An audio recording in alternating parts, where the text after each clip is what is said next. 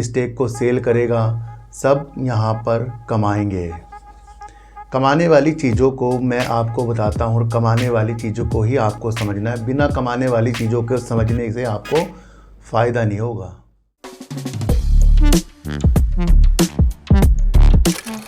नमस्कार, आप देख रहे हैं डीप सर्च 6 और आज बात करेंगे सर यस बैंक की। देखो सर, यस बैंक की शेयरों ने गिरावट करनी शुरू कर दी है और शेयर 30 रुपये तक भी जाकर आपको बीच में दिखाया, जब एक न्यूज़ आपके सामने आई कि एचडीएफसी बैंक अपनी हिस्सेदारी इसके अंदर बढ़ा रहा है और आरबीआई ने उस चीज़ के लिए मंजूरी दे दी है, पर वो 1 साल के अंदर होगा। और 1 साल के अंदर अगर एचडीएफसी बैंक ने ये चीज़ें नहीं की तो ये मंजूरी जो है रद्द हो जाएगी। ये सारी तथ्य होते हैं, इसको समझना पड़ता है ना। कहीं कोई किसी में स्टेक लेगा, कोई स्टेक को सेल करेगा, सब यहाँ पर कमाएंगे। कमाने वाली चीज़ों को मैं आपको बताता हूँ और कमाने वाली चीज़ों को ही आपको समझना है। बिना कमाने वाली चीज़ों को समझने से आपको फ़ायदा नहीं होगा।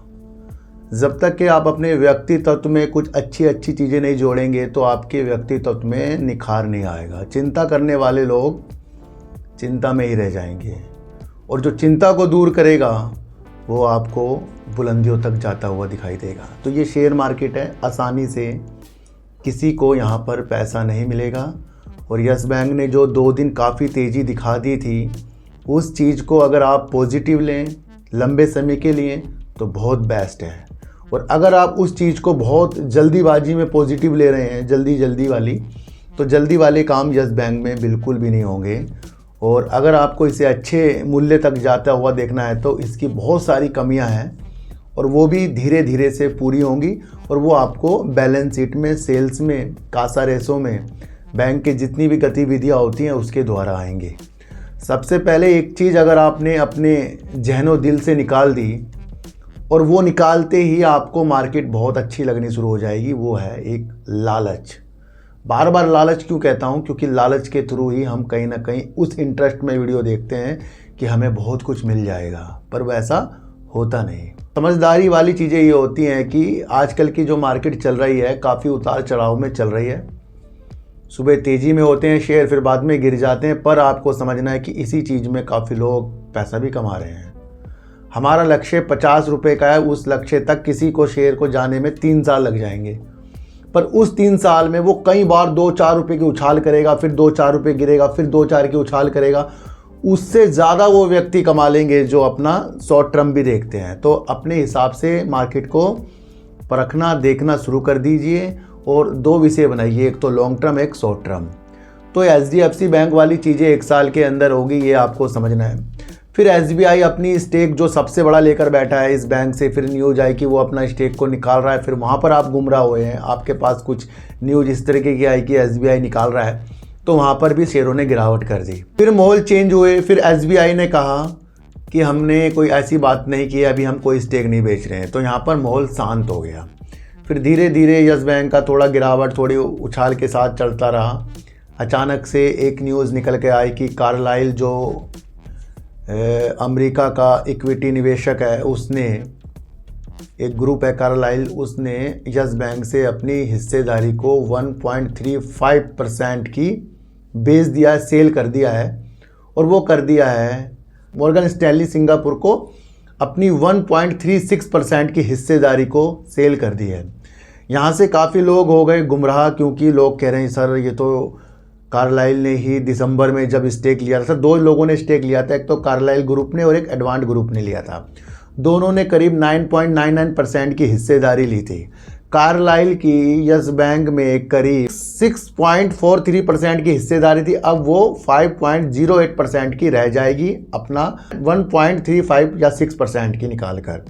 यहाँ से लोगों को ये लग रहा होगा निगेटिव, पर आपको एक चीज़ें समझनी है। जब दिसंबर में कार्लाइल ने ये जो अपनी हिस्सेदारी ली थी वो कितने रुपए में ली थी आपको पता है? 13 रुपये 78 पैसे में। और सेल कितने में की है?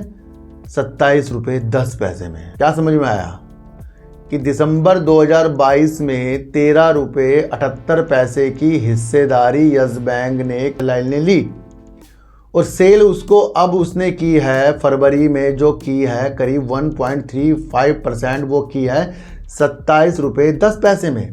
तो सीधा सीधा एक शेयर पर कार्लाइल को करीब 13 रुपये 32 पैसे का प्रॉफिट हुआ है। तो यहाँ से क्या समझ में आ रहा है, कोई भी इक्विटी निवेशक हो, निवेश करेगा तो वो अपनी प्रॉफिट के हिसाब से चीज़ों को देखता है। अब भी उसकी हिस्सेदारी 5.08% की है। तो ऐसे नहीं है कि इन्होंने अपनी हिस्सेदारी बेची तो कुछ बैंक में गलत हो गया, बैंक में बिल्कुल पॉजिटिव संकेत है। और मॉर्गन स्टैनली जो सिंगापुर के हैं, ये भी आपको समझना पड़ेगा कितना बड़ा ग्रुप है, नाम है, ये भी जानना है आपको। वो क्यों इसके अंदर हिस्सेदारी 27.10% में खरीद रहा है। आप एक चीज़ समझो, कार्लाइल ने एक साइकोलॉजी बताता हूँ, कार्लाइल ने 13 रुपये 78 पैसे का तो वहाँ पर ख़रीद लिया था दिसंबर में। वहाँ से ये पॉजिटिव संकेत आ गए थे भाई अब ये 13 रुपये 78 पैसे शेयर नीचे नहीं आएगा, ये आप समझते जाना। अब 13 रुपये 78 पैसे को अगर मॉर्गन स्टैनली समझे कि भाई मैं क्यों खरीदूँ 27 रुपये 10 पैसे में, क्योंकि इसने तो 13 रुपये 78 पैसे में ख़रीदा हुआ है कार्लाइल ने। पर ये बड़े बड़े जो लोग होते हैं ना, ये वैल्यू जानते हैं। अब बैंक की वैल्यू 20 से ऊपर ही है, ये आप समझना, इसका मतलब ये है ना। तो 27 रुपये 10 पैसे में उसने खरीदा, हो सकता है 25-26 भी शेयर आए, पर पॉजिटिव संकेत है कि अब ये शेयर 27 रुपये 10 पैसे में जब मॉर्गन स्टैनली ने लिया है तो कुछ ना कुछ सोच समझ कर ही हिस्सेदारी ली होगी। तो ये पॉजिटिव है, कौन निगेटिव कह रहा है इसको। और अभी भी कार्लाइल इसके अंदर बना हुआ है। बैंक को जितने भी निवेशक हैं, बाहरी निवेशक ही इसको सहारा देकर बैठे हैं, और यहाँ के लोग और हम सब पब्लिक, प्रमोटर तो है ही नहीं इसके अंदर। और इतना बड़ा बड़ा ग्रुप जब इसके साथ जुड़ेगा तो ये पॉजिटिव संकेत होते हैं। लोगों ने अफवाहें फैला दी कि कार्लाइल बेच के निकल रहा है, हम बातों को नहीं समझ रहे हैं ना। मैं देखो सर, यस बैंक को या वोडाफोन आइडिया में कल को कोई पॉजिटिव न्यूज आए तो मैं वोडाफोन आइडिया को भी अच्छा चीज़ों के साथ देखूंगा। यस बैंक को मैंने अच्छी चीज़ों के साथ देखा, पर वो लोगों के लिए। अब वो लोगों की चीज़ें मैंने आपको समझा दी है कि कार्लाइल जब अपने स्टेक को 27 रुपये 10 पैसे में बेच कर अपने प्रॉफिट भी बुक कर रहा है, ये भी मैंने आपको समझाया। कि मैं आपको क्या कहता हूँ, जिस भी शेयर में हम निवेशित हैं, तो जब ये LIC अपना स्टेक सेल कर देती है, कार्लाइल ने आपके सामने करके दिखाया, और अन्य लोग करते हैं, तो वो सारा नहीं बेचते, वो कम बेचते हैं। तो ये रणनीति मैंने आपके अंदर बनाई है।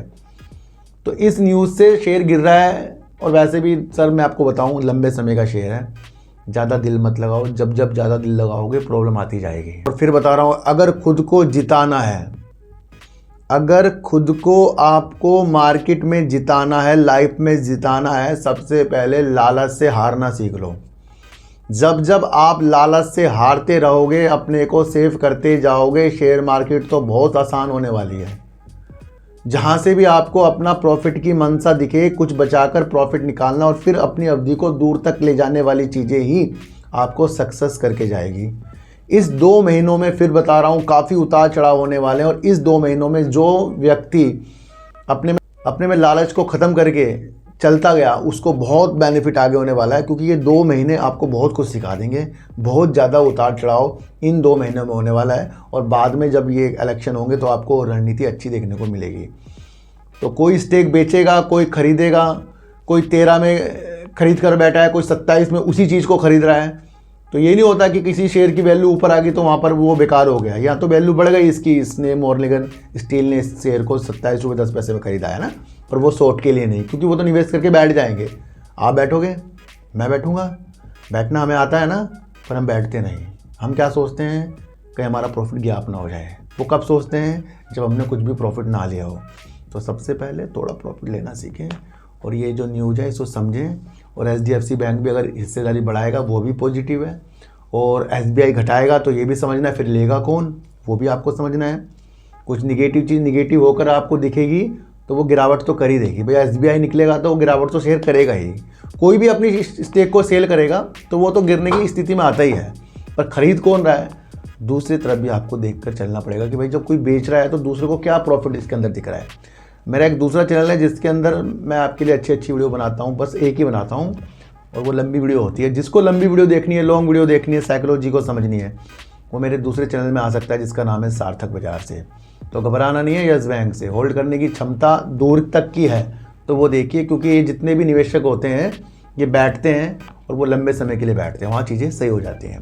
तो लालच में कभी किसी की वीडियो मत देखें, स्थितियों को समझें और स्थितियों के साथ आगे बढ़ें।